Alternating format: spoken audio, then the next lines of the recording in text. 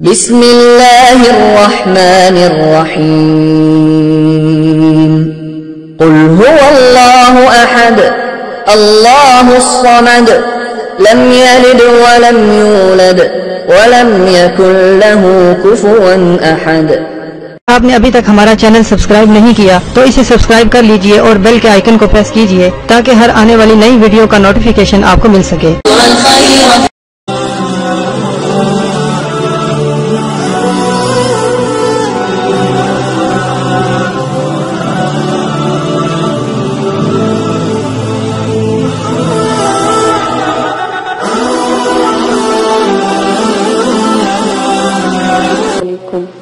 امید کرتی ہوں کہ آپ سب خیریت سے ہوں گے۔ دعا کرتی ہوں کہ اللہ پاک آپ کی تمام پریشانیاں تکلیفوں کو ختم کر دے۔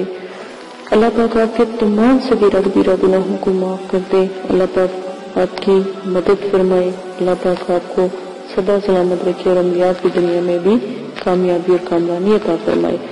آج جو میں آپ کے ساتھ وظیفہ پیش کرنے جا رہی ہوں، بچے کیوں ڈرتے ہیں، بچوں کو خوف کیوں آتا ہے، والدین ان کو بچانے کے لیے کیا تدابیر کر سکتے ہیں۔ آپ نے بچوں کو ڈر کیوں لگتا ہے؟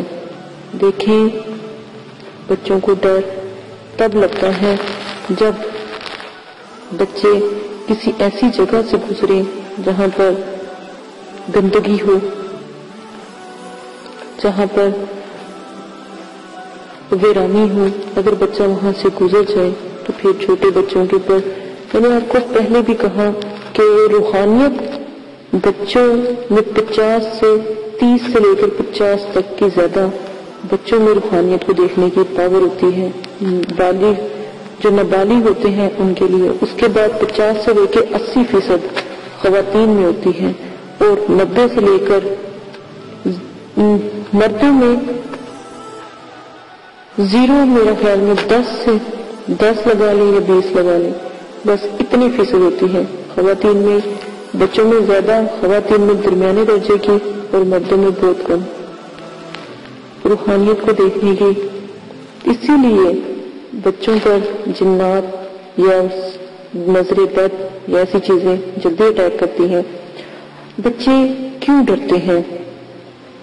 جب گھر میں تلاوت نہ ہو، قرآن پاک نہ پڑھتا ہو کوئی، اور اس گھر میں شیاطین کا آنا جانا ہوتا ہے، تو بچے اسی وجہ سے ڈرتے ہیں۔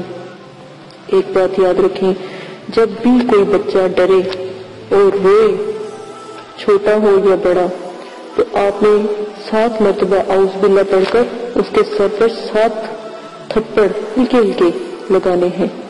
اگر کوئی بچہ بہت شرارتیں کر رہا ہو، کیونکہ شیطان اس کے ساتھ ہوتا ہے، تو آپ نے 7 مرتبہ اس بچے کو تھپڑ، یعنی ہلکے ہلکے پیار سے، جیسے مائیں لاڈ سے ان کو تھپڑاتی ہیں، ایسے آپ نے 7 مرتبہ پڑھ کر 7 تھپڑ تھپڑانے ہیں، تو انشاءاللہ دیکھیے گا آپ کا بچہ ٹھیک ہو جائے گا اور رات کو کبھی نہیں ڈرے گا۔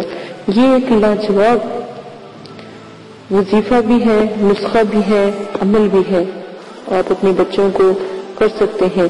اور اگر کوئی بڑا ہے، بالغ ہے، تو اس کے اوپر 33 مرتبہ آپ پڑھ کر یا 21 مرتبہ پڑھ کر دم کر سکتے ہیں، یا اس کو بھی 21 دفعہ تھپتھپا سکتے ہیں، تو وہ بھی اس چیز سے بچ جائے گا، اس کے شر سے۔ کوشش کیا کریں اپنے بچوں کو روزانہ صبح ہی آپ یہ کام کر لیا کریں، تو بچہ آپ کا کبھی بھی نافرمان اور بدتمیز نہیں ہوگا۔ آپ تھوڑی سی ہمت کریں گے تو انشاءاللہ آپ کی اولاد بھی اچھی ہوگی۔ ماں کی تربیت گاہ پہلے سال سے ہی شروع ہو جاتی ہے۔ بچوں کو ماں کی بہت ضرورت ہوتی ہے، جو ماں سکھاتی ہے وہی۔ میں نے ایک دفعہ ایک ویڈیو دیکھی جس میں بچہ، چھوٹا سا سال کا بچہ قرآن پاک پڑھتا ہے۔ کبھی کسی نے یہ نہیں سوچا کہ اتنا چھوٹا سا بچہ کیوں قرآن پاک پڑھتا ہے؟ یہ معجزہ ہے، میں کہتی ہوں واقعی یہ معجزہ ہے، لیکن وہ بچے کی ماں جب بچے کی پیدائش نہیں ہوئی تھی اور جب وہ ماں کے روپ میں تھی، جب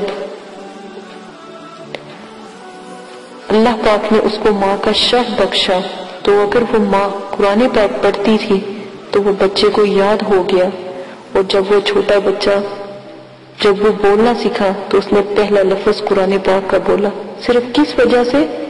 اس کی ماں کی وجہ سے، کہ جب اللہ پاک نے اس کی روح پھونکی اس کے ماں کے اندر تو اس کی ماں قرآن پاک پڑھتی تھی۔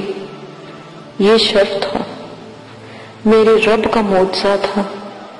تو ماؤں کی تربیت گاہ سے ہی بچے بلند ہوتے ہیں۔